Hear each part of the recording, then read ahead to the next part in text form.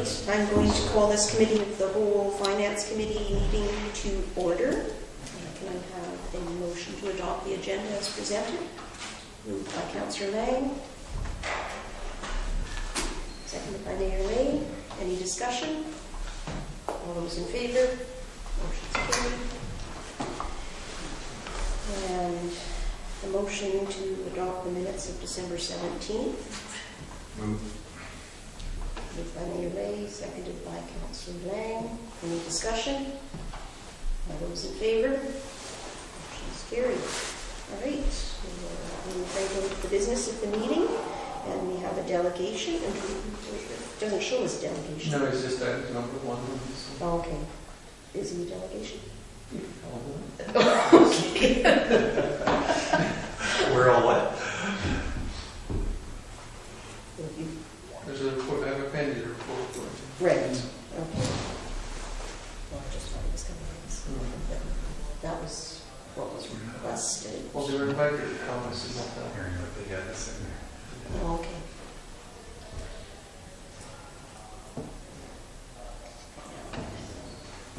Okay, that's you. I guess my aviation experience is showing up here.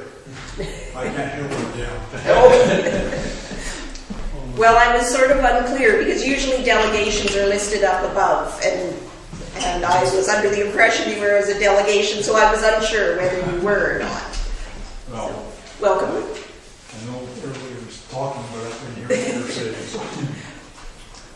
Anyway, our objective is to establish a management contract with the village to manage the Castle Airport in conjunction with the village and the community as a community airport, community asset to be developed for the community.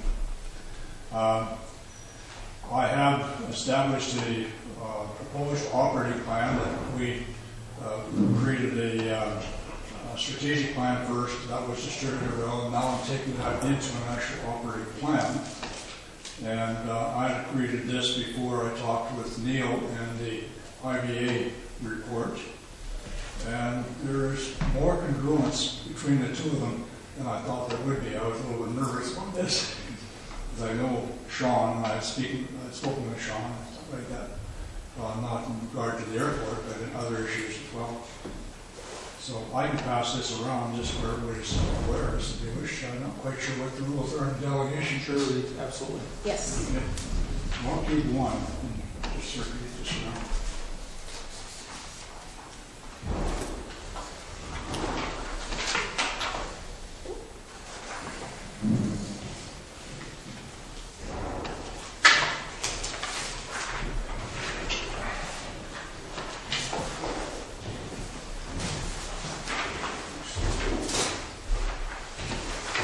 So I received an email, not an email, but a copy of the resolution from the council regarding the EVA consulting report, and in an hour and a half long meeting, I guess last Friday with Neil regarding the airport and the issues that were brought up in EVA and our issues as well. I'm looking at a 10-year time frame. Within that 10-year time frame, I really plan to retire, but I said that 10 years ago too. So anyway, these are the issues, essentially to create a safe environment that exists around the current registered airport status. To move to a certified aircraft status requires that it's a whole different ball of wax. It's a different set of regulations for transport management. I do have the regulations. I used to do this sort of stuff with Okanagan helicopters.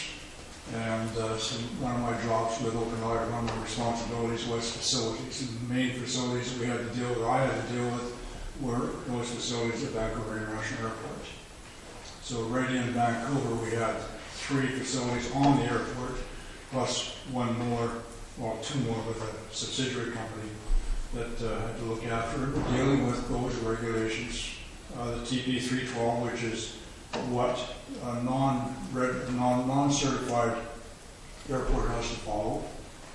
And so I have copies. When I left Okanagan, I had a stack probably about as high as this table of different manuals that I had to deal with. I got that down to a small stack now. The rest of them are bit the dust a long time ago. They didn't even make the move up here. But some of the engineering ones, I still, I consulted with a number of helicopter companies after I moved up here. That's where I met Sean. He was the airport manager at at Castlegar. And after he left, I was recruited by Larry, I can't remember his last name, Fornoff? Chernoff, probably. Chernoff? Chernoff? Chernoff, at Castlegar. And the only reason I didn't take it was it's an hour and a half down, an hour and a half back, 6 to 7 days a week. I wasn't prepared to do that. I was supposed to be retired. I heard all about that. So anyway, we've broken this down into 3 different steps: short term, 0 to 2 years; medium term, 3 to 5 years; and long term, 5 to 10 beyond that. Somewhere probably in the 5-year on program, depending on what sort of revenue streams you'd be able to develop out of the airport, you would have to work to create a management position, like an airport manager. Not necessarily on a full-time basis, maybe on a 1 or 2 day basis or on a call basis, but somebody would have to manage. Somebody has to manage it. I'm prepared to set up, not 7 days a week, 16 hours a day type thing, to get everything off the road into the 5-year period and then start making a transition into an official management program.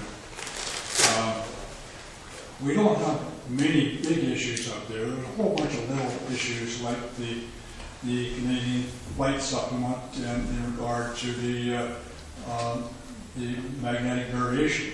Magnetic variation is now is gradually changing. When I first started flying, it was around 12 degrees, and now it's 15, 16 degrees.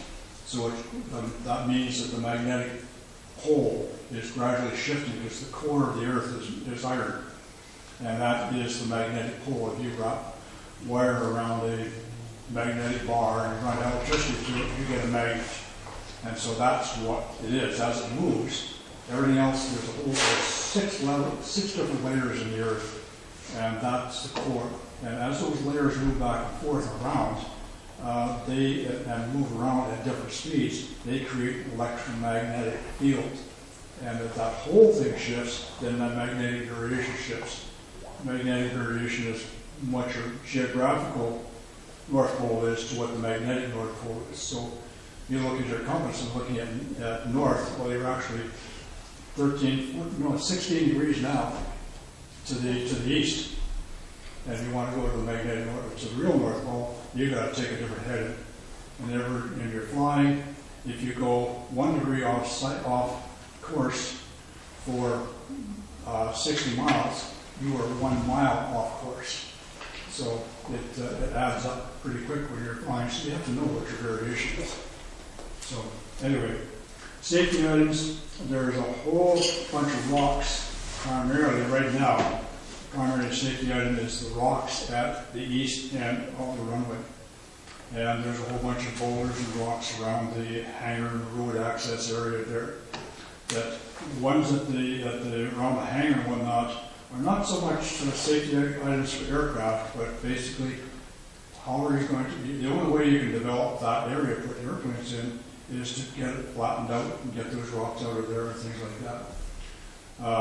And I don't know details on how you deal with rocks. I guess when I was 16, 17 years old, I worked in a trucking company, and so I worked off a crusher. The most boring job I ever had was drive up to the crusher, let them load it, drive up and around the loop, dump it back in the line, go around and around like that for 8 hours. Forget it. I'm not doing that. So I know how it's done, but I'm not prepared to do it myself. So clearing rocks and whatnot at the east end, there's a big pile of rocks there, and there's a hole. I don't know whether those rocks came out of the hole or what, but to flatten that area out, because that would be an overrun area if somebody was coming in from the west, and for some reason or other lost the brakes and decided to make on the board to take a landing or things, something like that, that could cause a problem. So that's the only other, there's one other minor issue, and he's picked us up here, is the windsocks, and I had picked that up as well. In windsocks, the legalities are from, if you have a single windsock on your airport, you have to be able to see it from both ends, wherever your takeoff points are going to be.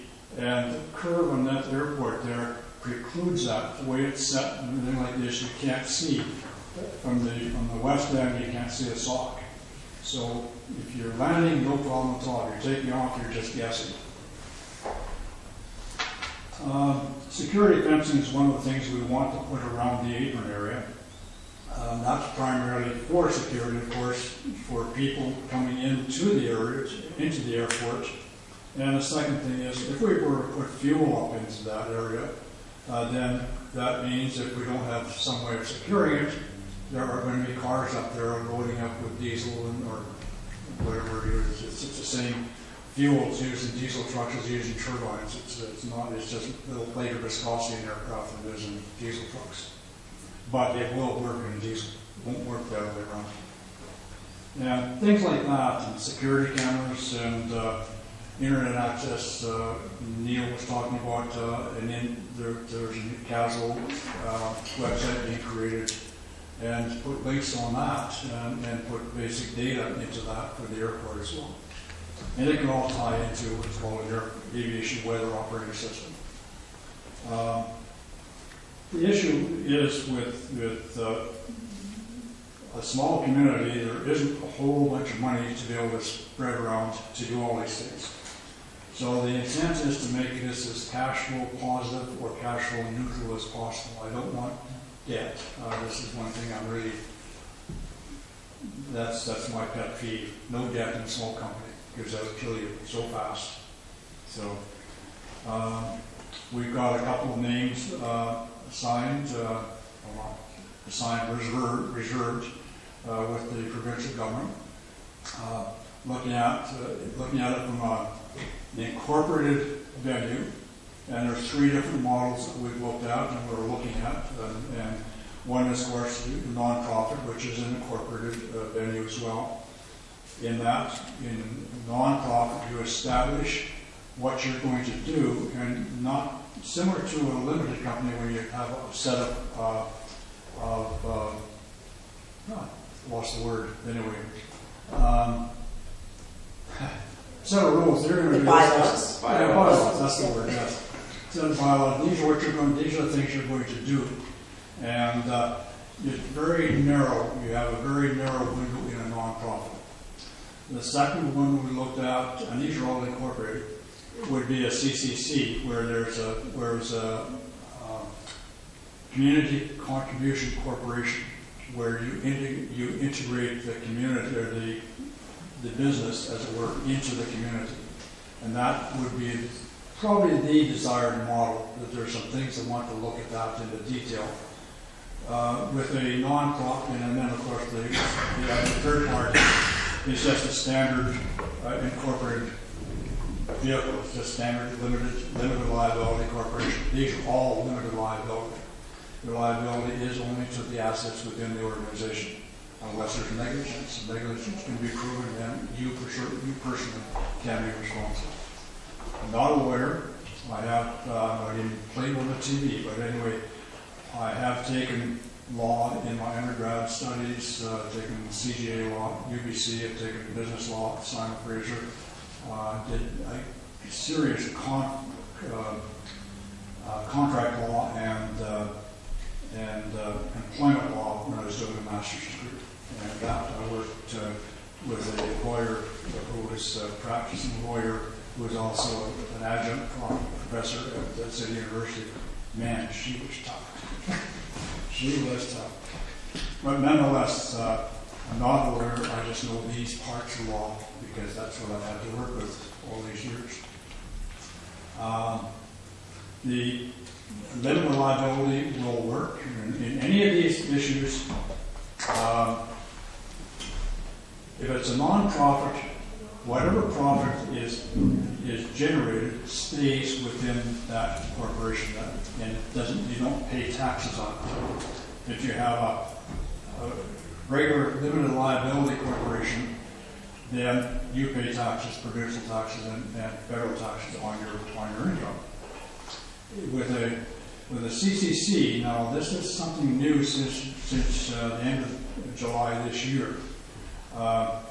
There can be dividends, non-profit, non-taxable in the corporation, but taxable in the holders. And if we say a dividend goes from our CCC to the village, then that would be considered income within the village because the government wants the money. The only reason they formed the CCC is they want more revenue because they're, by forming non-profits, so many of these small non-profit organizations were creating really good nest eggs, and then they would get spent on something just to spend the money. The government wants their 15 to 20%. And this is a way of being able to do that. So whatever money stays in the CCC is treated as non-profit revenue. Any money that goes out goes to the other partners or designated partners as income. Now, I haven't gone into all the details because there's so many variants going. This is happening, so I don't know exactly what's real and what isn't real. But when we get to that point, I will be talking to a lawyer to say, okay, this is what's going to happen. I know that the government wants money, that's why it's here. So how are they going to get it? So the issue would be to establish an entity that would operate the airport for the benefit of the community. And exactly how any income reserves, that would be nice to have income reserves. We don't know that part yet. My marketing has basically said that if you build a regional airport, you can do certain things with it. And anything that has anything to do with flight operations, like bringing charters in, things like that, that then becomes an issue between the charter company and their insurance company, because our insurance would not cover anything like that. Our insurance would only cover the airport as on a regional recreational type airport. So that would be it at this point. So if the village wanted to go beyond that, and there are people within the community who would want to go beyond that, they could look at something that could be fairly expensive to do, but then of course you get different returns on that. All of a sudden you're bringing in charters, and you could also bring in you can bring in charters, you can bring in flight training, you can bring in Pacific West, Pacific Coastal has looked at what I talked to them. I said, if you have a certified airport, that we'd be talking to about putting us on their route. And I know there are other companies as well that would be willing to do that. The big opportunity within this airport is to, because you have the lands around it, is to create industrial on the other side of it. I don't know exactly how much money Nelson is earning, or what its value is on this industrial part of the Nelson Airport is. But I do know the Langley Airport, because that's where I started flying many years ago, and they're bringing in terms of direct revenue into the airport, not to the city of Nelson or Langley Road, but anything right into that in the neighborhood of $980 million per year for all the different little businesses and there's no room to park aircraft. They cannot get hangar space to do anymore. You can't build anymore, it's full. And when I was there, first off, all it was just a half-acre square grass field. That was it, with one little hangar on it. Now that was almost 3 or 4 years ago, but that's how fast it can go. Boundary Bay Airport, for instance, is number 7 in Canada in terms of activity. And it didn't even get, it was built during the 40s, 1940s, during the Second World War, as a triangle airport for training, as was Abbotsford. And it just went stagnant, and they used it for motorcycle, for testing motorcycle, for people who are getting a motorcycle license, for tricycle. They go up there and do their parking, do whatever they had to do. They race cars on it. They did the same thing in Abbotsford for a number of years. And then all of a sudden, I don't remember who the guy's name was, but I used to rent my multi-engine Cougar, or his multi-engine Cougar, whenever I wanted to make long trips. And anyway, he made a deal with the federal government to buy that airport, and basically they bought it for $1, and then started building from there. And it's number 7. There's no more space on that airport as well. Can I interrupt you for a minute? Sure. Sorry, I've had a cold, or I do still have a cold, and I should have told you at the beginning that usually delegations get 10 minutes. Oh, and so that's okay. I should have made it clear to you to begin with, Rob. That's my error. So we'll give you 5 more minutes. If you can hit the high points in the next 5 minutes, that would be great. I'll just sort of summarize it. Thank you. I'm full of And I apologize for. No problem at all. Well, basically, to establish a limited company, incorporated organization with the village to manage the airport. That's it, specifically. To manage the airport on the basis of a registered, not a certified airport. Certification would be a different ball of words, and it can be expensive because, well, you have to have a longer runway, you have to have this, you have to have the navigation aids and things like this. If the revenue comes with it, it's a different matter. But I would suggest that this stays as a recreational registered airport at this point, and then look what you can do to develop the lands around it, because that's where the asset really is. The asset is to bring, the use of the asset is to bring traffic in, bring people in. Doesn't matter whether they're coming into the Jazz Festival or May 24th weekend, whatever it is, to bring people in and to bring them in safety. And that's essentially it. That's what we want to create. To move to the EDA report, there's nothing really that we haven't already looked at. That's it. Just little things like Canada Flight Supplement and research, all these little things, but not a deal, not a big deal. Just do them. All right. Well, thank you, Rob. Any questions? I guess the one thing that I've been, looking at this, and I don't know anything about airports, but I do know that it's a good asset to the community. It's been there for a long time. Yeah. Wanted to be there for a long time. So the big question mark for me that I would sort of keep looking for is assessment around the condition of the pavement. And replacing the pavement, I think, is going to be very expensive.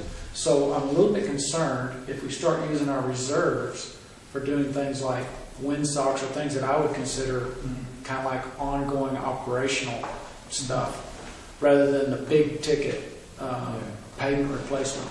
So if there's a plan laid out to where we know what the life expectancy of the pavement is now, and we can say that in 2020 that pavement's got to be replaced and it costs X number of dollars, and that capital reserve fund that the village has will cover that, then I could start seeing other things. But I'm concerned that if we start doing more operational things without maintaining that basic sustainability of the strip's going to be there, because as long as the strip's there, we got something, we can have this conversation. If we lose the strip, we're not going to have this conversation. Well, that's right. So that's my only comment. Okay. Well, let me just answer it this way.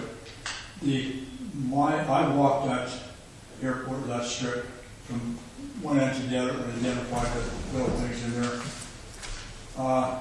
Essentially, you've got about 10 years on that airport before you have to look at anything. Okay? You've got about 10 years on that before you have to start looking. There are some cracks. At this particular point, those are not deep cracks, and those are more I was gonna say settling, but they're not settling because the Joining the base- pavement. Yeah, that's right. So they join the pavement, there's some pretty good cracks in that. They're running laterally with their strip. I know. And I don't think it'll take much for them to start, and then Well, the beauty of it is, underneath that pavement is solid, otherwise you have a myriad of cracks around those points. And what it is when they lay down that pavement, it was too cold. That was what the problem was. And so that, to seal that is quite easy. And that's quite straightforward stuff. That's something you would normally, well, I think they just finished the Nelson one. And I think that's the second time they've done it. so I guess what I would say then in the plan I'm seeing here, to Yeah. make me a little more comfortable as part of this long-term 5 to 10 years, is replacing the pavement being in. I would start planning for that, you know, if. Well, I mean, Yeah. that's why if this is a 10-year plan, at 10 years mark, that should be in, so that you're working Yeah. towards, yeah, okay. Yeah. Okay. And also, somewhere around that 5 to 10 years, you decide whether you want to stay this, keep it as a recreational registered, not certified aircraft, or not aircraft, but airports. And then, if you want to do something, you still have time to do it. And if you're going to, if the decision was to extend the airport and extend the pavement, then you extend both ends to what's current there, and then you overlay on top of that, so you have the same thickness of pavement all the way around. You don't, well, I guess you could grind it up and extend it that way, but that really doesn't, that's only short term. You want to get another 20 years on your pavement. And that's with that pavement that's up there, I think it was done in, I'll have to look at the place supplements. One says it's gravel and one says it's paved, but I'm pretty sure 1999 or somewhere around there. I think it was done in the 80s. No, it was done before I started working here. 80, So it was already 1980 or when I started. 1980. Maybe it was 1979 or whatever. It was originally a gravel airport. Because I haven't kept all my flight supplements, I just happen to have 2 of them. And one was an older one, which indicated it was gravel airport, gravel strip. And then it was paved. So that airport right now, just my judgment on the strip itself, has probably got about 15 years in it. So I can't tell you any specifics on that. All right, any other questions? Councillor Lang? Yeah, I just wonder if we should move to the CAO's recommendations at this stage of the game. So if there's no further questions for Rob, then we can do that. All right, well, thank you very much. So I wonder. No, listen.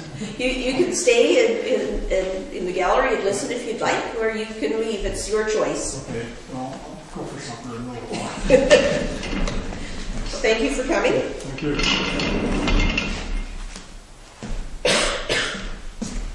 All right. The CAO's report. So on your first item there attached to this agenda item, I tried to encapsulate the question or request as best I could in the context of recent discussions. Public Works has identified a proposed figure of $5,000 for the works associated with the EVA consulting work. Largely that largely signage costs plus the cost of some machine time to do boulder removal and any other obstacles within that 30 meters of the centre line restriction. It has been suggested that the man-hours wages spent at the airport should be tracked. We don't currently do that, so that we actually have a more accurate idea of the cost centre from the municipality's perspective. That would not be a great deal of trouble to implement it as long as the crew were all aware that they needed to do that. APAG requested a revenue budget for 2014, accordingly constructed around some ideas around income. Hangar rental, approximately $1,800. Fees from KMH, $250. transfer from reserve of $5,000. Our RDCP taxes, which of course aren't billed revenue, of $2,500 and an unknown source of advertising. Expenditures that they wish Council to consider include general liability insurance for the new entity, webcams, 2 poles, and 1 additional windsock, and some website upgrade funds, which in the greater scheme of things is an enormous ask, although they're given some of the other discussions that we may have in camera in the next week or so, the whole issue around general liability insurance, because the village pays for that for third-party organisations and so on, may come back. I've got a report on that coming forward to you. My recommendations, I've got 3, assuming the Council wants to take this forward. That the committee recommends to Council that $5,000 from reserve be allocated to Castle Aerodrome for implementation of the EBA consulting report recommendations over 2014. Similarly, that they recommended that sum of $10,000, and for your discussion purposes, whether that's reserve or taxation, be allocated to fund the activities of a legal aerodrome operation and management entity if a suitable partnership agreement can be negotiated. Essentially setting some resources aside in the event that an agreement can be negotiated with a new organisation in the community. And thirdly, assuming all what went before, that staff proceed with negotiation of a draft operator agreement template in the assumption that a suitable aerodrome entity for operation and authorised improvements will be established over the course of 2014, which again, it hasn't happened yet. So at what point do we hunker down and negotiate something? There's a bit of a chicken and the egg situation going on here. Cape Pag are looking for a sign from the village, and the village are looking for a sign from them that they're moving forward. So some leaps of faith are perhaps required at some point on this.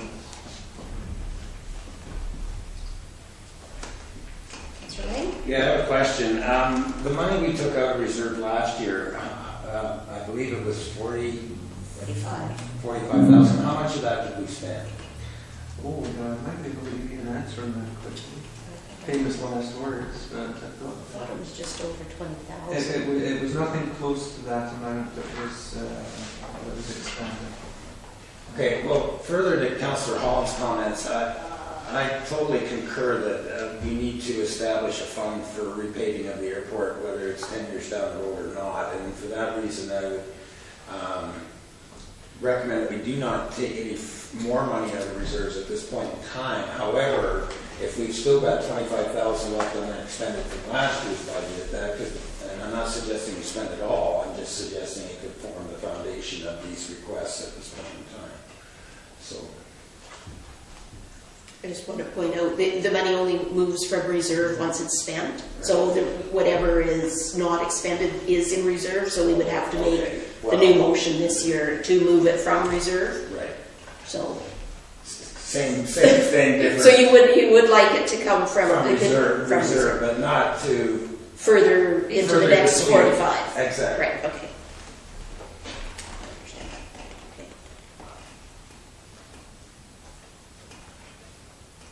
So there are 3 recommendations. Is anyone for the first? The block, or do we want to do one? I think. What do we think? Probably one at a time is better. So the first one, that the committee recommend to council that 5,000 from reserve be allocated to Castle Aerodrome for implementation of the EBA consulting report recommendations over 2014. Moved by Councillor Lang, seconded by Mayor Lay. Any discussion? Councillor Holland? So, to coin a phrase, I don't like flying blind. We don't know what's going on with the payment. I think it's probably, based on what Mr. McClellan says, I think we're probably in pretty shape, but we don't actually know. And before we started spending reserves on what I see as operational stuff, which I'm not even sure we're allowed to spend operation money out of the capital reserve. Well,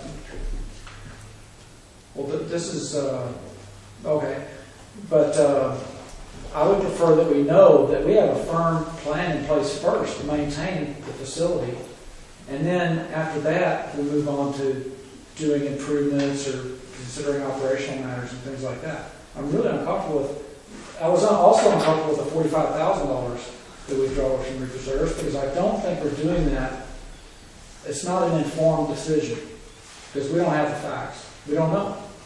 We've got Mr. McClellan's stuff, but I mean, with all due respect, I don't believe you're like a paving engineer. It might cost us a little bit of money to have somebody go out there and actually give us a solid assessment, but then we can make an informed decision and have an informed plan around the development of the airport. But the most number one thing is to maintain the airstrip and keep the airstrip there. All this other stuff is the fixings. I'm going to make a comment, then I'll let the CAO comment. I'm hoping I'm going to say the same thing. But these were identified in the EBA report as safety issues. So it's not really operational. Those are things that we need to do if we want to continue to allow that airport be operated right now. I think the other ones... I would agree 100%. But it should come out of taxation, not out of reserves, because the reserves are a capital fund. They're for capital improvements. Safety measures are not capital improvements. Those are operational. You don't deplete the reserves for operational stuff. You do your reserve is a capital reserve. It's for maintaining and replacing that airstrip when it wears out. That's what that's for. So I would 100% support this if it's coming from not taxation. I mean, if it's coming from taxation, not from reserve. I would 100% support it. Okay, so I don't know whether that is earmarked as a capital reserve or not. So that remains a question, but... Well, can I have a CAO comment? I mean, straighten out here. So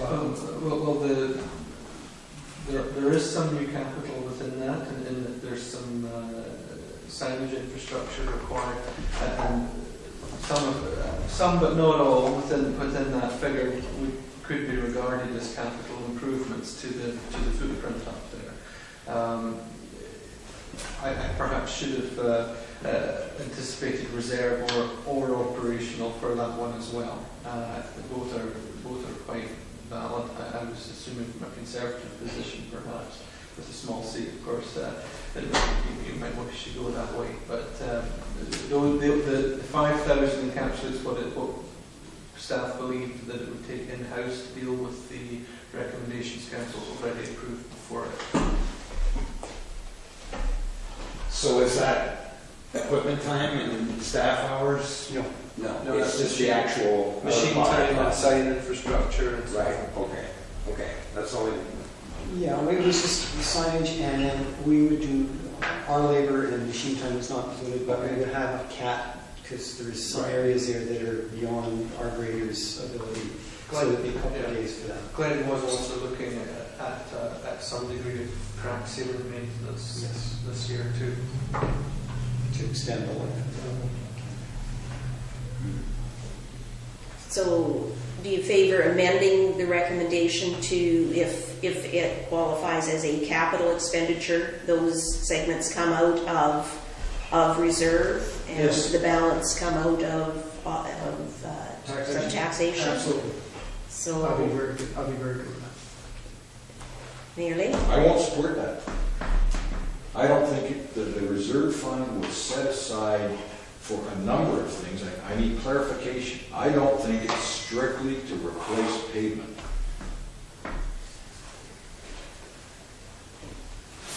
So I think that's, Councillor Leafwood? Well, just a comment that, so this would be, a budget item.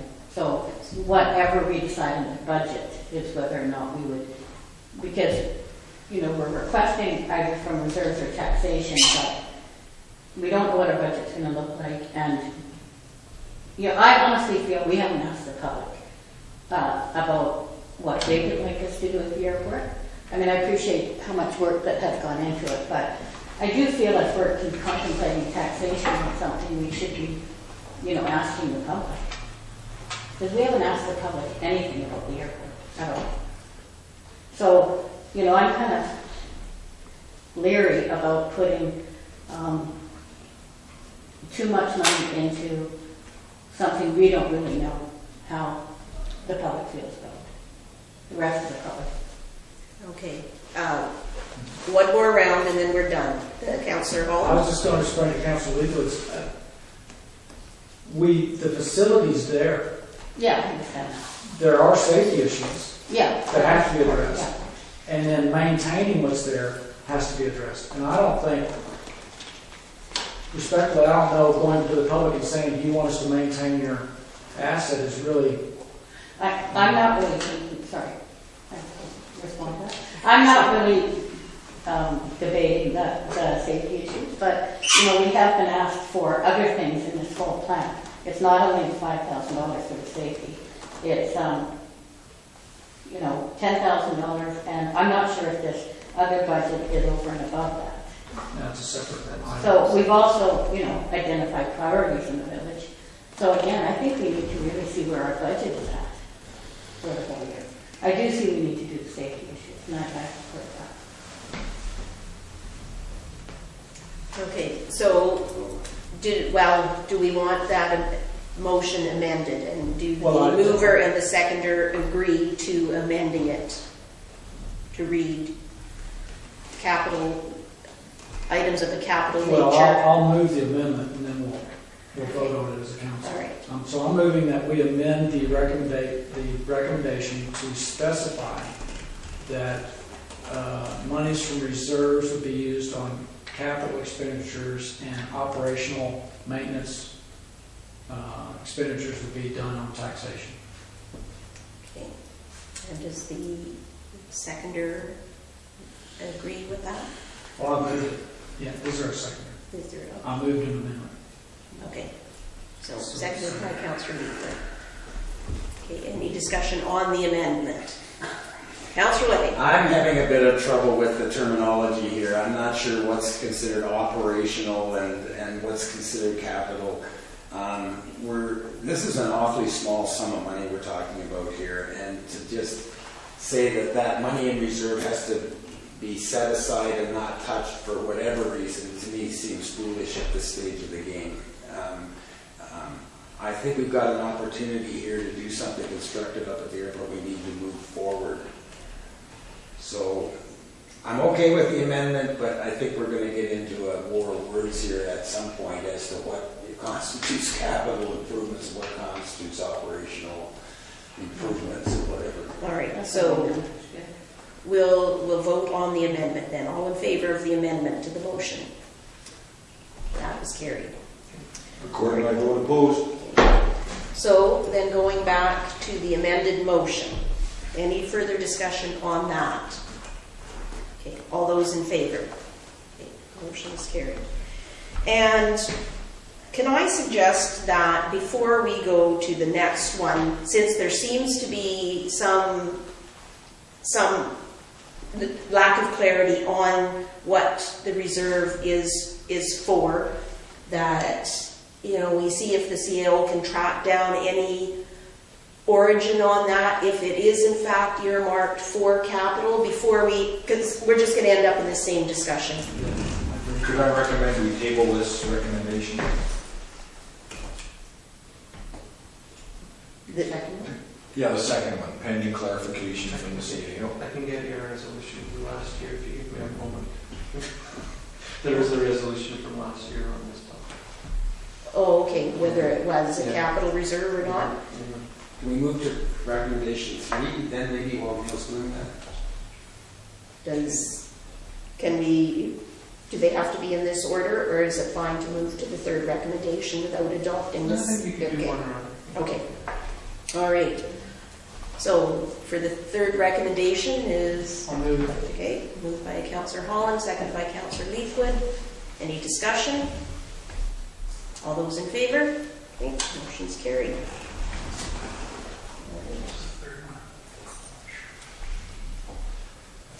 All right. So then, I know that there was a motion, it was in the fall, that goes through the reserve and capital infrastructure. Shut the server down. I'm not here, Mary.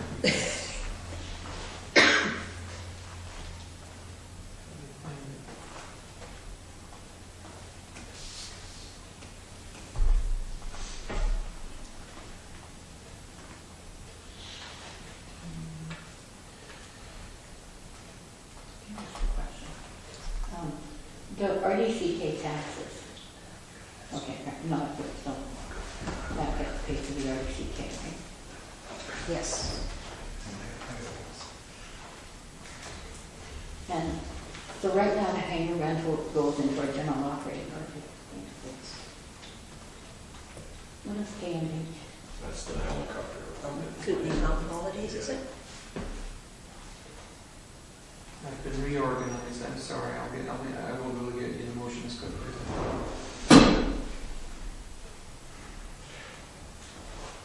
Really? Well, despite that motion, it may in fact be incorrect. So I would like the CAO to prepare a short report on what the term reserve means at the airport.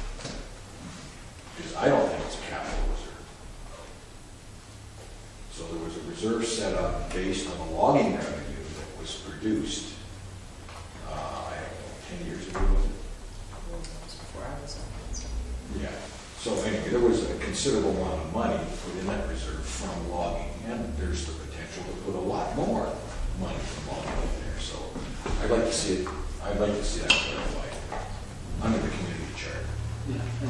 And my only comment, the reason I'm speaking as strongly as I am about that, during the 3 years that I was mayor, CAO Sawyer drilled it into my brain that money was a capital reserve and it was meant to ensure that Kaslo had an airstrip from now on. And there was lots of times during the course while I was mayor that different initiatives came forward, different expenses came forward, different other things. And she, I mean, for right or wrong, but I have to say that as a politician sitting at this table on behalf of the ratepayers at Kaslo, I believe that that's a valid way to go because it's a huge, significant expense. We see that with the paving of our streets downtown. So when you've got something like that, I think it's prudent to approach it that way and be very careful that you don't expand and try to maintain additional things that aren't there now with that shrinking reserve if you don't normally even handle what's there. So that's my caution. My caution is rather because it's, like I said, without the airstrip we have nothing. And I would be very cautious about going out there and putting up new infrastructure and building new things that are going to cost money and you have to maintain when you don't know if you have enough money to maintain what you got as of today. So that's my only caution. Okay, so Mayor Lay has made a motion, am I correct, to have the CAO? Well, I think that's just instruction to staff. Do we need a motion? No, okay. All right, and that the second recommendation therefore be tabled until the next Committee of the Whole Finance Committee meeting. So can I have a motion to do that? Oh, I can't move it. I thought you moved. Well, no, that the investigation of the reserve is just an instruction to staff, so the tabling needs a motion. I'll move. I can't move that. Okay. Second. Okay. Any discussion on that? All those in favor? Motion's carried. All right, thank you. All right, the next item is the budget process, and there are several items that are public works related, and we don't have paper on them. Yeah. So, I apologize in advance for that. I apologize for that. I'm hoping to have pretty detailed stuff out for you today, and I've run out of time, which is another good excuse.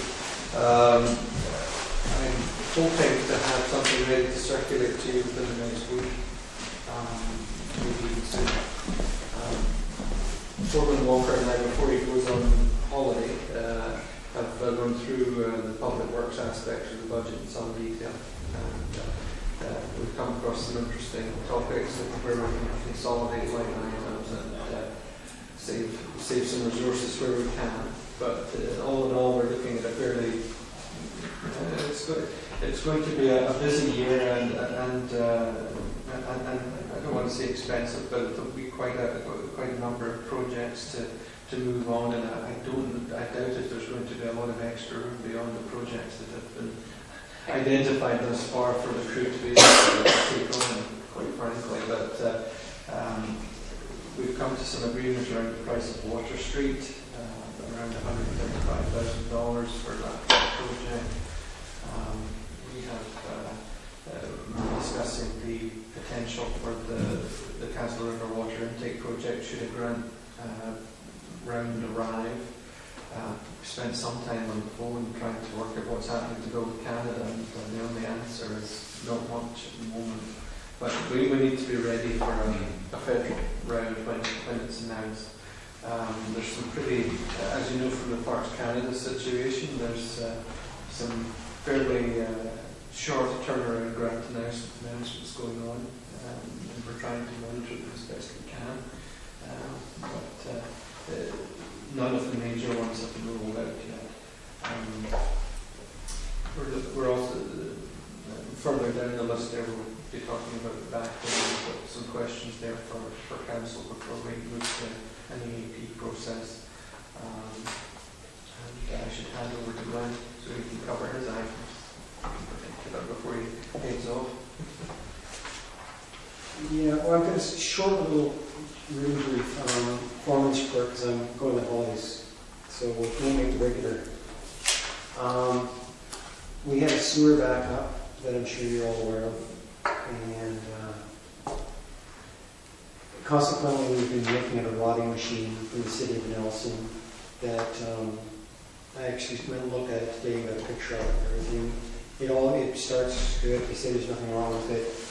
It's a little more difficult to get parts for this thing, and they were relying on it every day, so it didn't work for them anymore. It's something that we would use a couple of days a year, more for maintenance than for actual backups, I would hope.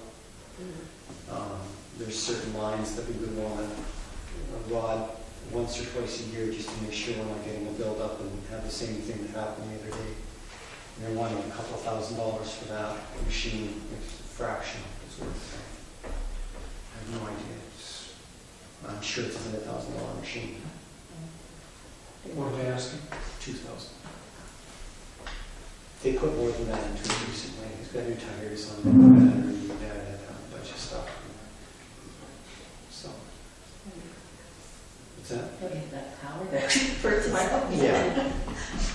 We're just kind of making you more aware of some of this stuff too. And, moving on, Camp Creek. Back to the sewer for a minute. They also just gave us another camera. Just today, he gave it to me. This riding machine will pull through the thing. He said it's $12,000 new, and he just gave it to us. Anyway. We need to send a letter of thanks. Probably, possibly. You want exactly any attention to that? I'll just deliver an anonymous bottle, whatever they want. So, should you do your own report, or can we talk about individual items as they get reported on? How do we want to do that? I'm comfortable with either way. It's council's pleasure. Do we want to discuss each item? I just have a question. Okay. So this grease is, I'm pretty certain this is probably due to some commercial operation, correct? The bulk of our sewer system is Okay. commercial operations. Yeah, exactly. Okay, so do you have a notion, without, I'm not asking for any names or anything, but do you have a notion of where the problem might be?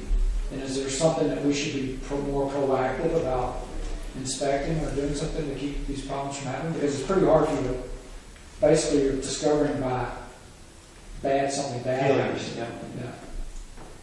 We have, the health inspector has made an attempt a few years ago to try to do something about this for us. And we can try that angle again. And then, I don't remember if it was a year ago, maybe a little more, Paul and I went around to every business. We sent out a letter in advance saying we were coming in to inspect these things. And we came up with a list, and there's a couple that are missing them, but most of them have them. Now, to make sure that they're cleaning these things and dealing with them properly, it's a difficult thing to do. So back to the question, and I don't know how these are happening, where the blockage is located, are you getting any indication? Does that narrow the field down at all? Not at all. Okay. It's right beside the sewer plant that's back in. Just for the information of the public, if that was the case, it would never say that. Yes. Okay. Otherwise, if there's businesses without grease traps that operate that way for where they got, well, I believe, even if they're grandfathered in, we would have the legislative authority, I assume, with CAO, to do a graded fee structure around And if you don't have a grease trap and you're a business that's emitting grease, then maybe you have a different fee schedule to encourage getting this done. Because this is to the detriment of all the users. It's not just, Absolutely. yeah, so it's only in the interest of all the users to consider something like that. Because I don't think we should have to rely on staff. The machine sounds like a good purchase. But I don't think we should have to rely on staff trying to hot shot and jet down. I mean, you never know when that can happen, really, ultimately. And that's costing the service money, and there's no need to have it. There is a bylaw to do with the sewer bylaws, I believe already, that requires them to have a grease trap. Then that should be enforced. I don't know if there's a penalty involved, We can fix that too. or maybe there has to be an adjustment. We No, I don't think we need to. This isn't it. To me, this is a really straightforward issue. You don't have to tiptoe around this one. You can bring down the hammer and fix it. Right. Yeah. Doesn't the IHA have something to say about it as well?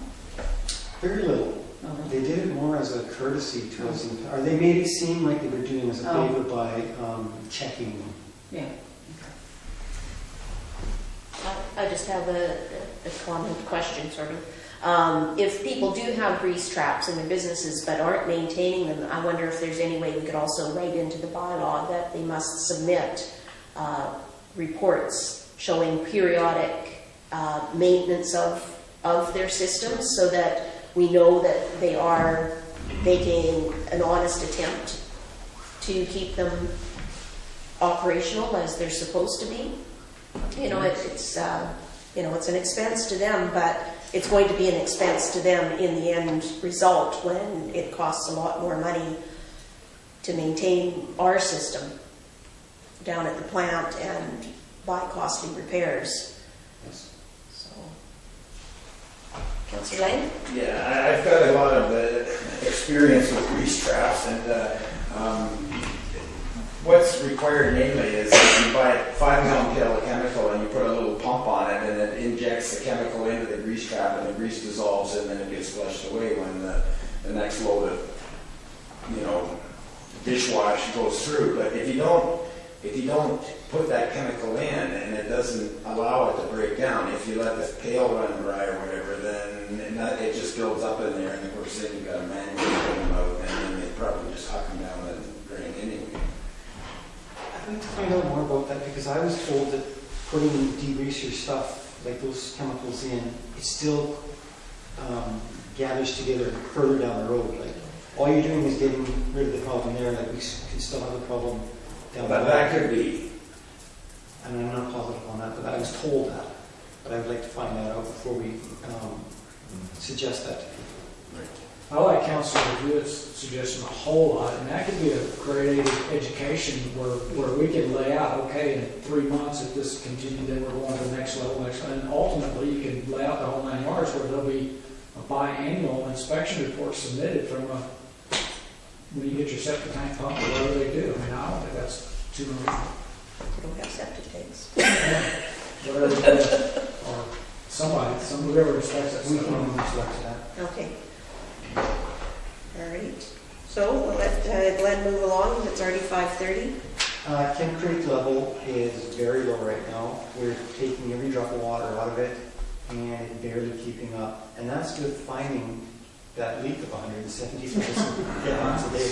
There's that low water this year in the creek. And Kelson River is low too. Not that, I mean, there's always water there, Yeah. but it's lower than normal. With climate change, we're going to see more of these up and downs, whatever. If we hadn't found that leak, we would be using Kelson River, I'm guessing a day or two, probably 2 days a week to subsidize.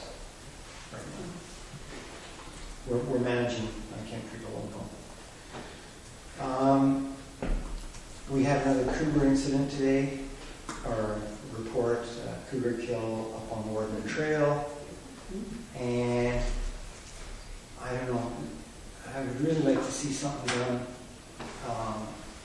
about feeding animals, because we're encouraging. I mean, the conservation officer is saying that we're by enticing deer and ducks and all these other things into town, we're bringing cougars into town.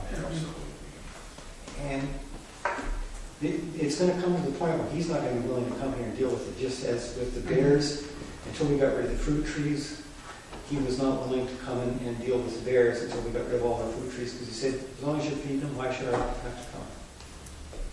Councillor Boothwood? Hasn't the bear already become Wildlife. so maybe we should start addressing it through her. Because we are budgeting for giving, But money. it's feeding the other Yeah. animals that I honestly Right. believe is the biggest culprit. Right, but we have bylaws in place with the bears, and so maybe we need to know. And one last thing that I wanted to know is, we have the fire burning bylaw. It restricts it to a month in the fall and a month in the spring. I'm not quite sure why. The Benzie index, isn't it? No, it was at the request at Oh. that time of It was. a contractor, Yeah, who then decided he didn't really like what we enacted on his behalf. yeah. Like, I don't understand why it's not all winter, like when the conditions are right, when the venting is correct. I mean, you're not going to have more burning. You're still going to have the same amount. It's just going to be condensed into 2 months rather than, like when the conditions are right, like when the ground's frozen and the snow's on the ground and the venting's good, seems like that's the right time to do it, to me. Could I make a recommendation to staff prepare a short report on this issue, because I agree. You know, maybe we have to change the bylaw.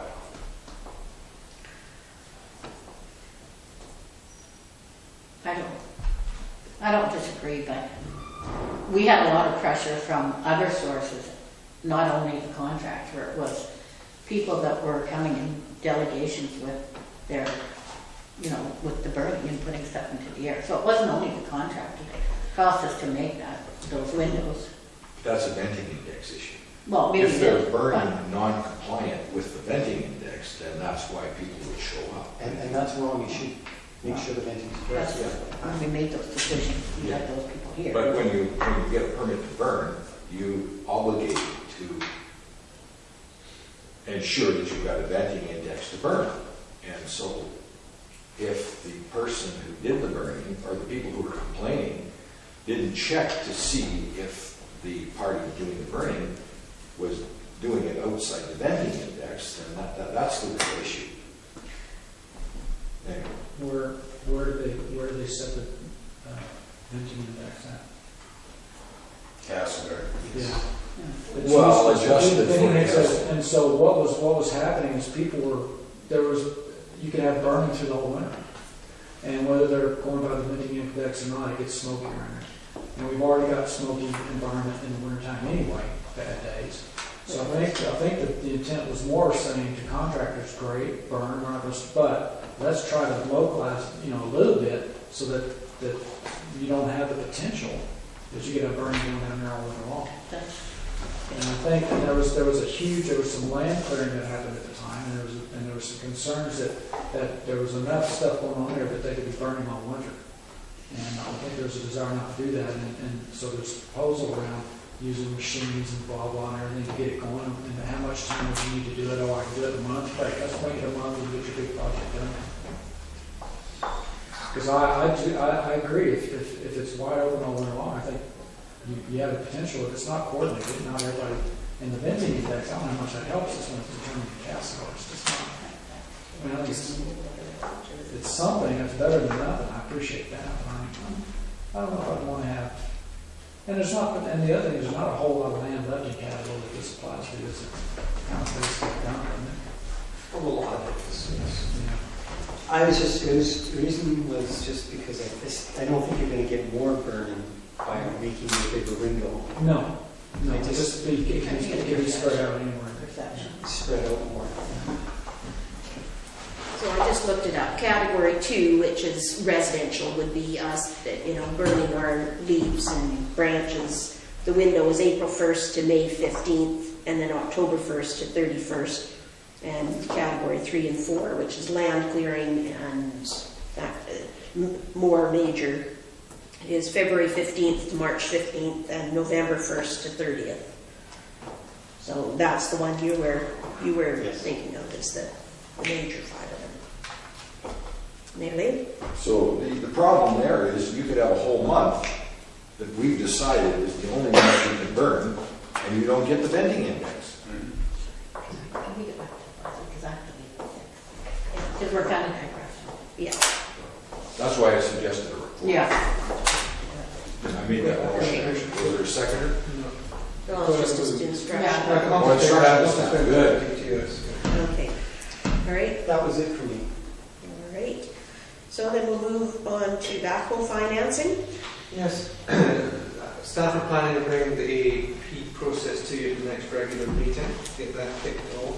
However, in some of the review work I've been doing on this subject, I'd be remiss to point something out to you. And I know it'll be a tight budgetary year, as always. However, a 5-year non-renewable lease does not require an AAP process. But of course, the annual payments are higher, but you're clear in 5 years. It's the process of renewing to another 5 years that triggers you having to do an AAP. I'm only bringing that up because I get the impression that some of our discussions, there's a little bit of nervousness around going to the community on this one. And that you do have, if this is a really necessary piece of equipment, you do have that recourse to simply go to the 5-year lease scenario and take an alternative route on it. I'm assuming that you do still want to move forward with a 10-year. That meaning that the annual contribution would likely be something closer to 10,000 a year rather than 20. But you still get 1% of prime going at the 5-year. So it costs more for 5 years, but then you're done 5 years sooner. Councillor Lane? So I'm confused. If it's a longer term, it requires the AAP? That's correct. Okay, well then let's go to the shorter term and avoid the whole scenario. It will have budgetary ramifications, however. Yeah, it could be double the Yeah. budget. So yeah. We're asking for a lot of money in the budget for different things. Well, we can start out there. Yeah, I mean, put it in the budget and then see if it Yeah. becomes essential that we cut back. I mean, we gotta get this piece of equipment one way or the other. So that was that we have someone who's moved that. Do we have someone who will second that motion? Who moved it? I'll second. Councillor Lang did. Okay. Second for just, okay. If we go down the road that you're suggesting and that we do that, it ends up being cut, then we have to go to the AAP, which could still fail, so we would not end up with the necessary piece of equipment. That's a concern that I would have with unless we make that a written in stone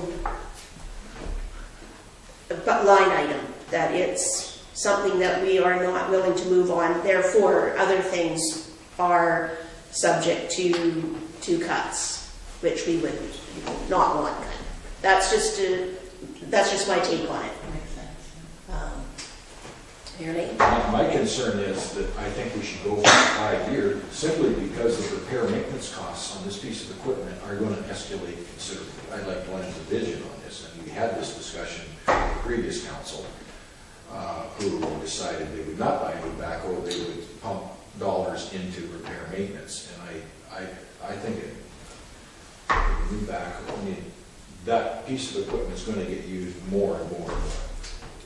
Actually, the AAP failed last time. It wasn't council decided that we didn't want it. The AAP Yeah, failed. the AAB failed.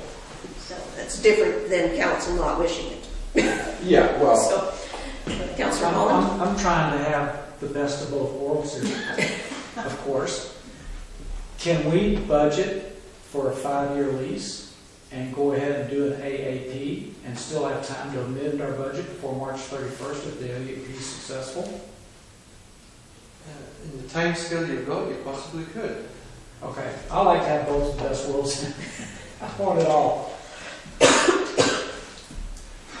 So that we put the 20 in the budget, but we go ahead with the AAP, which would cost advertising dollars of about $200. Is that about right? The taxpayers really have a choice, don't they? It becomes their dilemma. You can pay now or you can pay later too.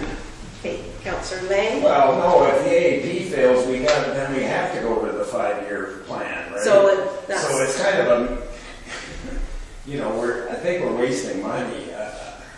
I think we should just put it in the budget and fight to keep it there. Yeah. Okay. Well, I so agree. If it's in the budget, we can have this discussion later.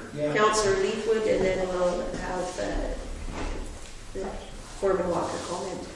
Well, I like Councillor Holland's idea because, one of the reasons it failed last time was the public didn't have the right information. And there were people giving wrong information. So to me, it's kind of like the airport thing. We need to really be informing the public more of what we're doing with our budget. And that would be a great way to, again, inform things we're doing with the budget. Because we know people aren't going to come to meetings because they don't. But if we're putting ads in the Pennywise and putting as much information out for whatever reason, I think we should do it. Part of this too is 85% of it is actually coming out of the waterworks budget. So it's not charity tax. Okay, so some will come from reserve. But just it's also, well, it's your water rates. right. It's not flat tax rates as much as water rates. Repair costs are closing in on what a 10-year scenario annual payment would be. Okay, so the motion on the table is to go with the 5-year lease option. That was moved and seconded. Any further discussion on that? All those in favor? Okay, motion's carried. So I would like to try a subsequent motion that we go ahead and start the process for an AAP for the 10-year lease on the backhoe.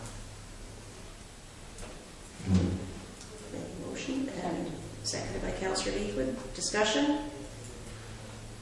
I would speak against the motion because, one, I think we're elected to be leaders and make decisions. This is the decisions in the best interest of the community. To go to the public with an AAP and then find out that the AAP fails, and then we impose on the public the 5-year rule, is going to create a fair amount of political chaos. Councillor Leafwood. Aren't we doing the same thing if we put it in the budget anyway and we keep it in there? So They have no say it's at all. 50-50. Well, they elected you to make decisions. Of course they have no say. So, Our foreman has the say. but we're Councillor still, Lang. We don't go to the public and ask them what we want to load, or we don't go to the public and ask them if we need a dump truck. Come on, and these are the essential pieces of equipment to keep the village functioning. I'm all for public engagement, but we just got to move on with this stuff. Like, we have to have this equipment, just like we have to have phones and computers. And you saw what happened at the last AAP. A small group of people went around town and whipped everybody up for no particular reason other than to cause trouble, and they were successful. I'm just not supportive of that whole process. Councillor Holland, last comment? Thank you, Councillor Lang. So the last comment is, we're going to give the taxpayers a choice. You can pay a lot, you get a piece of equipment that's absolutely essential, or you can pay way less and not see a big significant hit on your taxes if you do the AAP. And it becomes their choice. And they can, and democratically, if some people want to go out there and lobby work against that, and then they get hit with a big tax bill, they'll know who to look at. They'll know to look at the people that signed on the AAP and defeated it. And I like that personally. It becomes a taxpayer responsibility, not ours. You had a comment? It's just, I have to be careful. But basically, the 5-year option, while it does come with a heftier price tag on an annual basis, there's not a great deal for us to do on the 5-year option. It can be implemented extremely quickly, and Glenn would actually be able to move forward on that extremely quickly. That's the only distinction, really. other distinction on timing, depending on what or if there was a sense of urgency with the machine. If we say it's gonna keep it in budget from now on. Mhm. To be honest, it's not urgent. It's what? It's not urgent, as much as I'd like to say it. You're gonna be gone for Yeah. I mean, something could go wrong with it, and then we'd be kicking ourselves, get a big bill in between, but I don't know anything at the moment. I motor, transmission and stuff have never been worked on. Over 20 years old. All right. So can we read the motion back, please? Okay, essentially that staff initiate the next council meeting, the AAP process for the backhoe for the 10-year leasing scenario. Okay. Just one final question. If we do the APP process, are we bound to follow through that, or can we decide to go to 5-year at our discretion? I would need to check on that one. I would like to know that Yes. before. Maybe It might be, if you got turned down on that, it might well be that you'd have to wait the following year, but I'll check with the MFA. Okay. Would you, okay, so given that, do you want to withdraw your motion? Can you do that? Or since it's become a council thing, do we have to? This is all going to council. Okay, Yeah, so, yeah, so there was. so enter that pending, I'll have an answer for the 28th. okay, is that fine? I'll shoot down there if that's, yeah. Okay, all right. So all those in favor? Motion's carried. In favor? Okay. Well, I'm going to vote against you. All right. Say something, she's cutting you out. doesn't matter. No, well, I didn't have to cast a vote. Okay, number 4, IT needs for next council. Yes,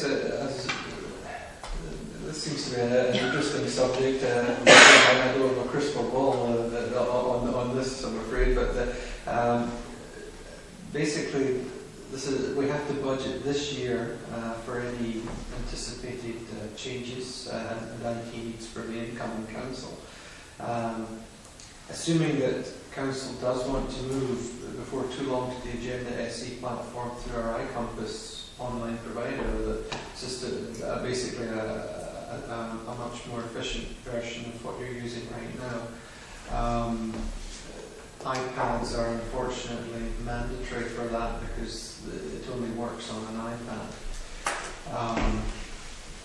So staff are trying to work out what they should budget.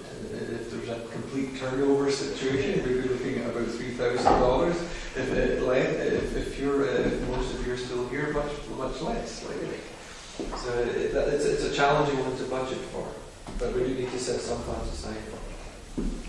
Well, I'll recommend that we set the full 3,000 aside. How is that? Second for discussion. Okay. Couple observations. Probably your municipal director would not require an iPad. I'm pretty sure the regional district will be doing that. And a second comment, these things get outdated so fast after 3 years, I don't think you're going to get 6 years out of one. So you better not count on these things rolling over. They're just not good for 6 years. So you mean? And I'm pretty sure there's a good possibility it won't be 6 years, it'll be 7 years, because I think the next check comes will probably be 4 years. So thinking that you're going to keep one of these things current enough to run on the software area, 7 years, I think that's a little too. No, we just have to think 3 years out, like past this. He's thinking if our council stays, then we have to just get through that next 3 years. Right? Not looking 2 elections down the road. No, the next No, election. you mean this 3 years, and then if we stay, another 3 years on the need machine. Another 4 years. This one's only a 3-year. They've Yeah. already said this. The next one's only a 3-year Yeah. term. They didn't go for the 4-year term.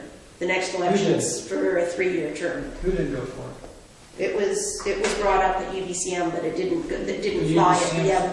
the it didn't fly at the provincial government level. I looked into it. It's Oh, only a okay, well, 3-year that's term. news. I just had a conversation last night with some directors and they were saying they were. Oh, I'm sure it was only a 3-year term.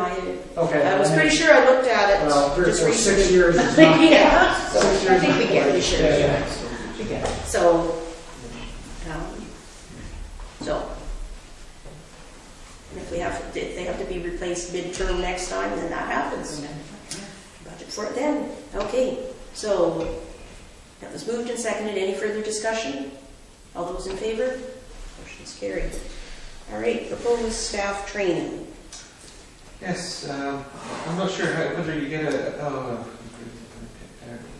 I'm not sure how much of a report you've got in the past on this, and of course, cumulatively, it looks like a fairly large ticket item.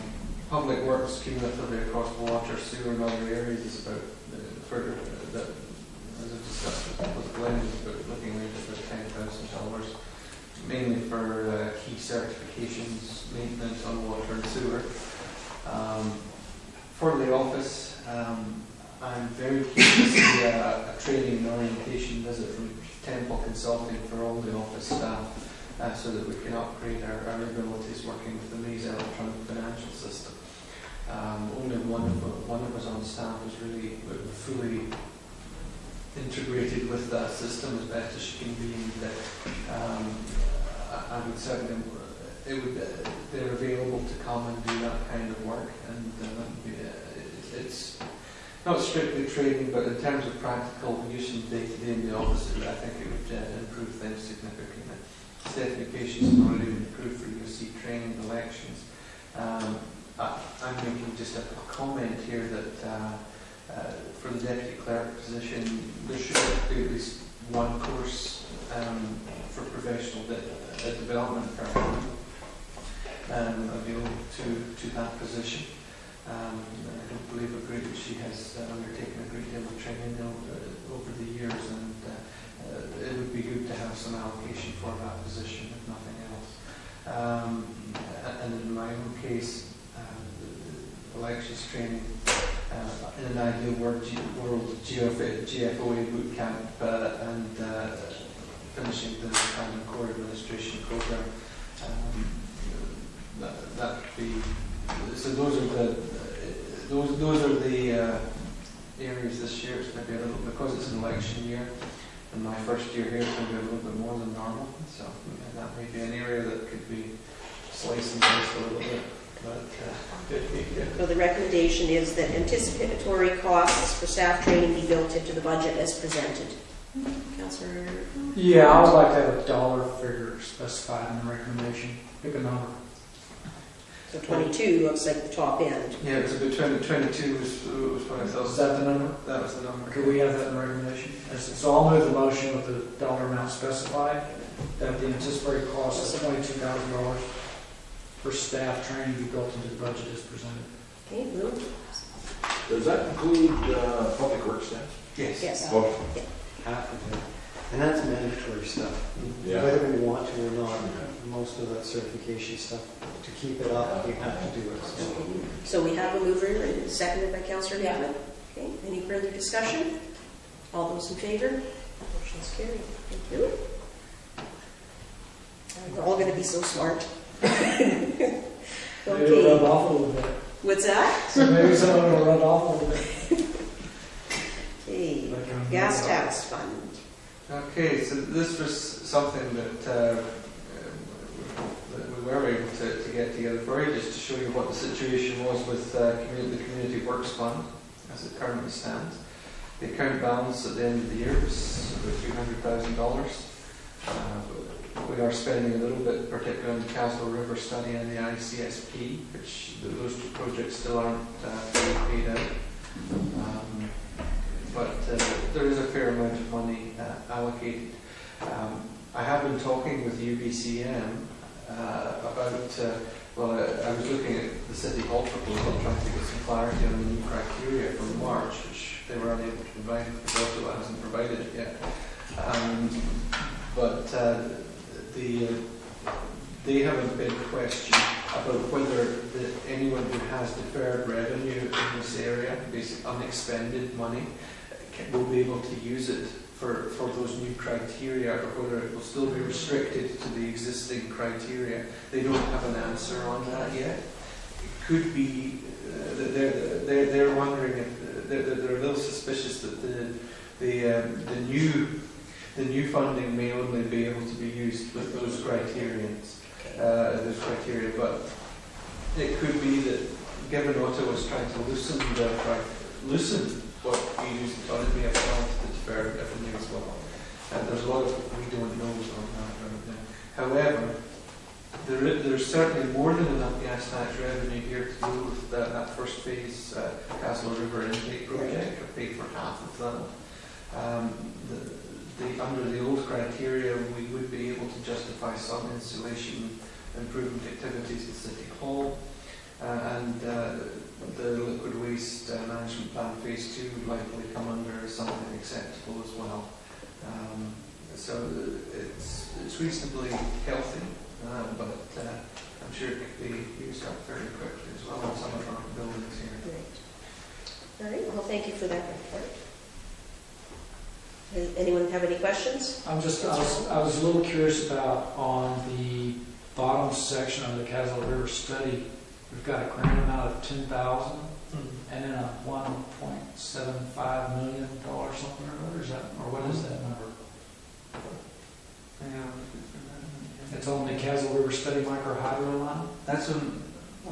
Is that a That would be, we basically, because the micro hydro, I think that's just a little bit of confusion over, we essentially shifted the 10,000 that had been allocated for the micro hydro study last year to the Castle River study, intake study instead, because the other half of the funds necessary for the micro hydro study weren't forthcoming.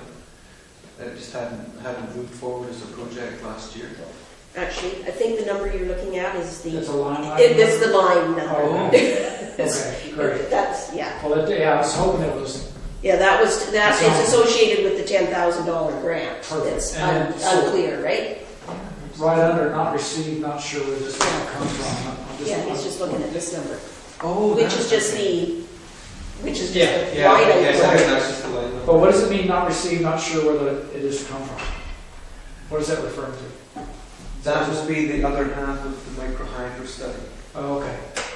No, it's never. So the total cost of microhydro study is $10,000? No, it was 20. I think it was estimated at 20. $20,000. And the other 10,000 was to come from a grant that we never got. That didn't Or happen. never applied to. So we've expended $6,000. On the intake, yes, there's still a final payment to come from the Castle River intake. No, on the Castle River study, microhydro study. No, there was No, no- that's a typo. It's not micro hydro at all. It's basically that's the Oh, that's for the air. that's the actual for the rivers for the. intake Oh, so study. it's not microhydro. No. Oh, okay. No. Okay. Yeah, I spent way too long time. Okay. So, next item, we've only got a few minutes left before, it's 6 o'clock, so we can get through these last few items. Council expenses and travel discussion. Okay. I'm not going to the UVCM or the AKBIT.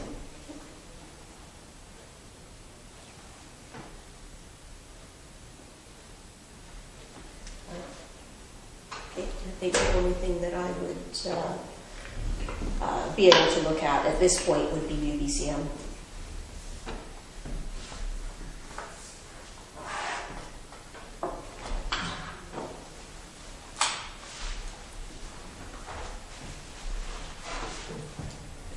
I'll be doing the AKBLG, and UBC will covered by the regional district.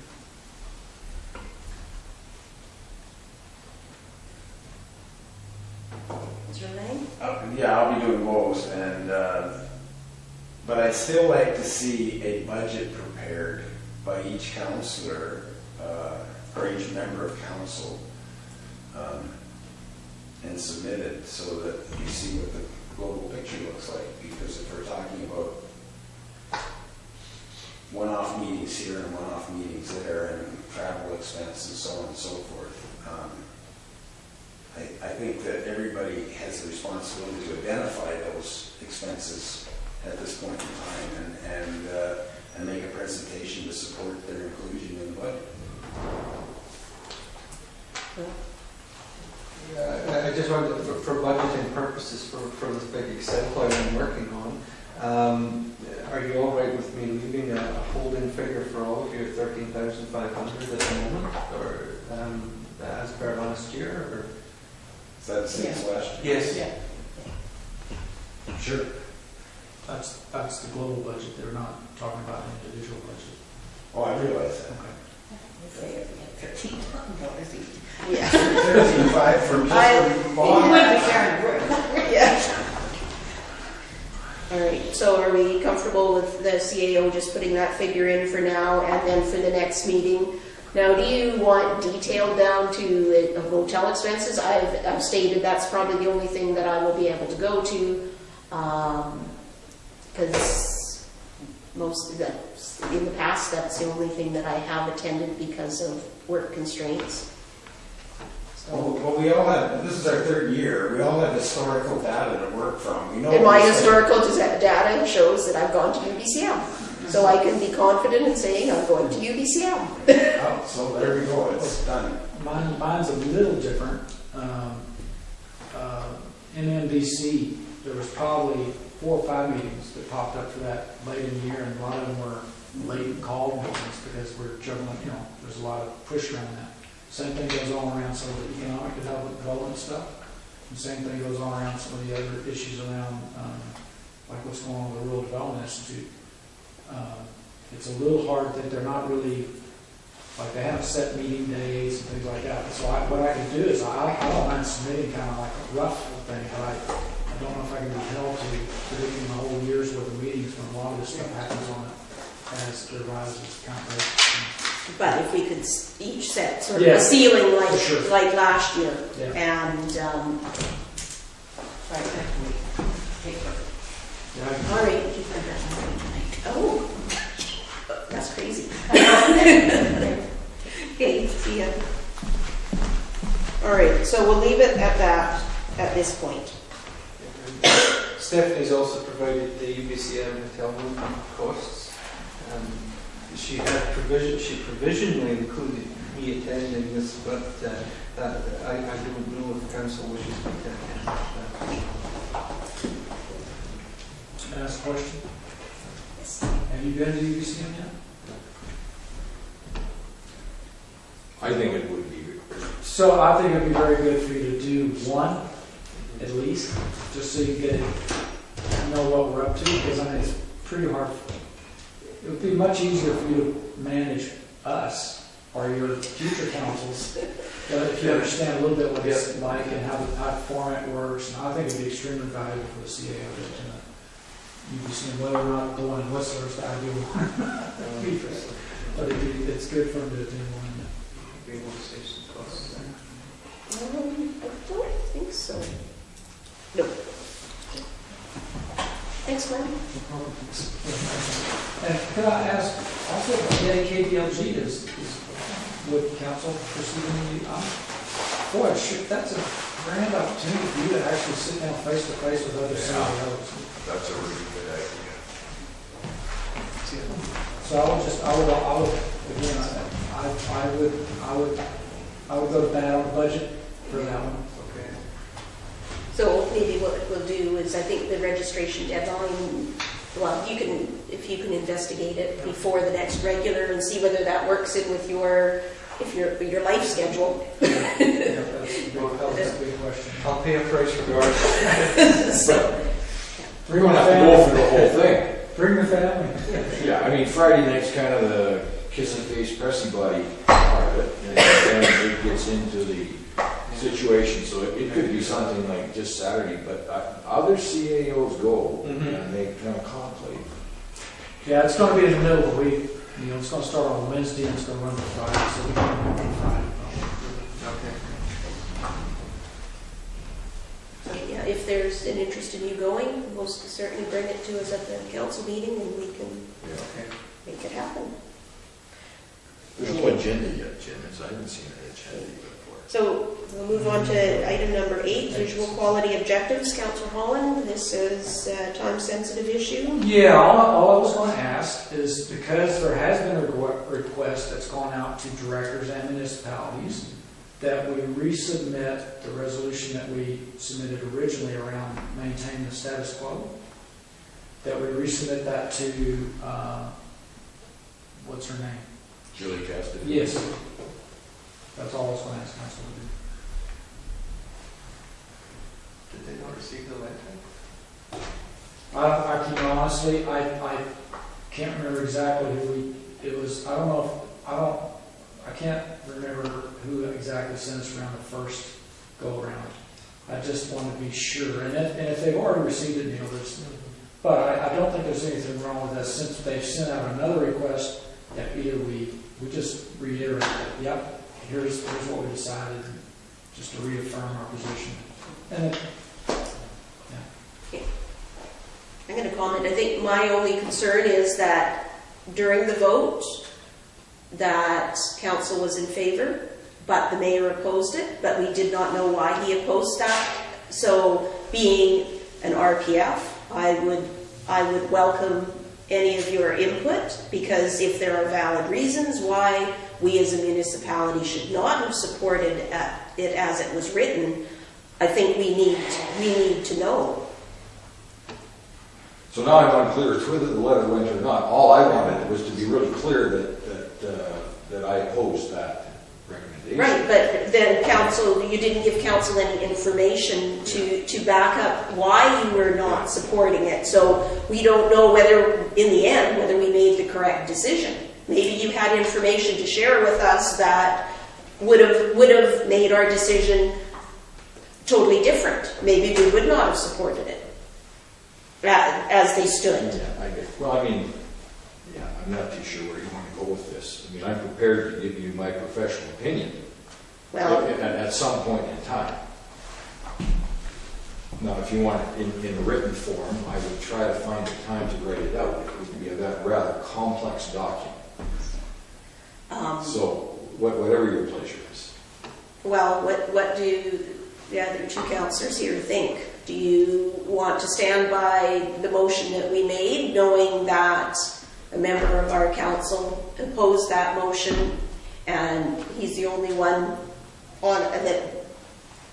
I don't know as much about that as Mayor Lay does. I can state that. It seems like the mayor's willing to make something, but I appreciate him not wanting to really bog us down in it. But if he was to bring a report back to the next council meeting, so that we'd have a chance, before next council meeting, so we'd have a chance to review it, then we could pick up right where we're at right now with your comments, if we had this information. So it depends when the deadline is, because the next council meeting is a weekend. Well, we have to stick it on the agenda now. I do need to give Ministry of Forest an indication, essentially after this meeting, as to whether there was an interest in the municipality taking up their offer, which was essentially to set up a little talk on the visual quality objectives.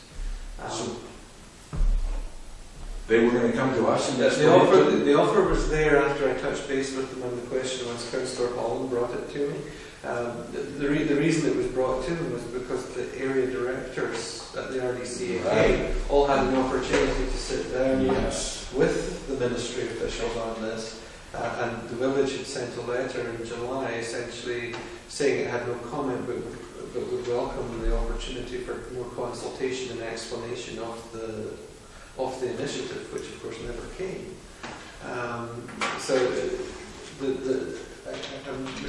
Julie Castaner has offered to set something up for council, but she needs to know quite soon. Well, I think I don't know whether she can do it in 15 minutes, but I think that would help council understand the issue. As a delegation. Council like that, if it could be done within the time frame of a delegation? What if she was invited to a committee of the whole?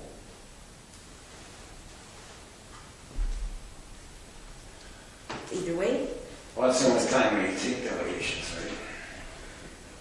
For non-municipal areas, yeah. No? What do we want to do? What kind of instruction Well, would we like to give the CAO? I am woefully ignorant on this subject. I haven't got a clue what this is about. I have my own opinions, but they're not based on any facts, and the more information I can get, the better off I'd be. Okay, so you in favor of having their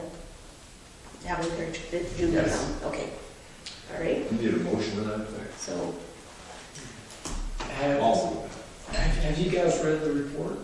yes, I have. So there's so many, what reinforced me to submit that we reiterate our request for status quo is that the report they presented had some serious deficiencies in it.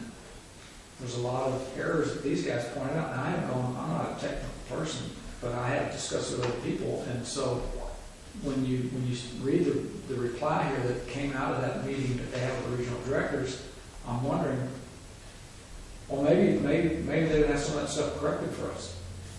But there were some big deficiencies in the report that they presented to the area directors.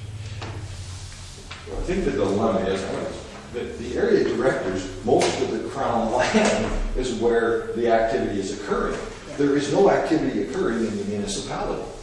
So I'm not too sure on what the terms of reference were here, but I can see why they didn't invite municipalities, because we don't have any Crown land inside the It's not about the municipality. Crown land No, that no, the it's- municipalities, it's about the Crown land that the municipalities look at. And we have a massive amount of territory that we look at. It has nothing to do with the municipality. It has to do with our viewscapes. Then why weren't you invited? Why was it just regional So, district? anyhow, we're getting an opportunity now, so, Councillor Lang, you're going to make that motion? That- Yes, I would. Okay. Second. Should be invited as a delegation, because I think that I read that, and I did see that, but, that it seemed like the new plan was insufficient, or, inadequate in many areas, according to the comments that were submitted. So I think any education that we receive can't hurt if they're making that offer. So, moved and seconded. Any further discussion? All those in favor? Motion's carried. Okay, and the last item is correspondence from Paul Wolgar. Yes, there is a budget item in there, in the second paragraph.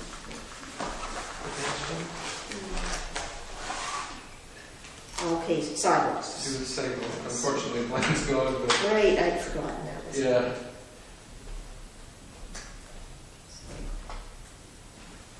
All right, so maybe, will you have an opportunity to speak to the foreman again before, and then get his assessment of the sidewalks referenced in Mr. Wolgar's letter? And, because we usually do budget something for sidewalks each year, and if they do seem like they are a priority, then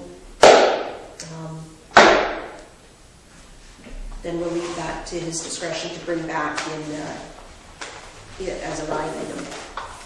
Is that fine with everyone? Okay. And Before you adjourn. yeah, no, I was just gonna. You there? Yeah. I would like to go back very briefly to see if there's an appetite at this table around the foreman's report dealing with feeding wildlife in the municipality. And I was going to ask if everybody agreed, could we ask the CEO to tell us at the council meeting whether or not we could authorize our animal control officer to issue tickets for feeding wildlife?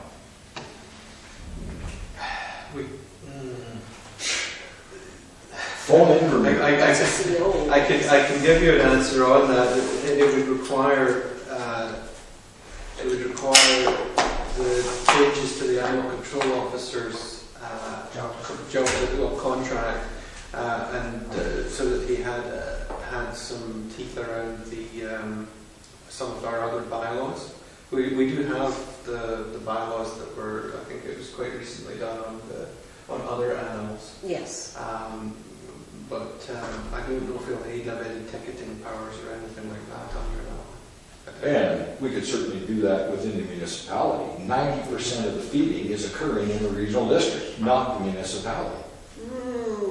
Okay, well, there's some in the municipality, Yes. but the most of it is in the regional district.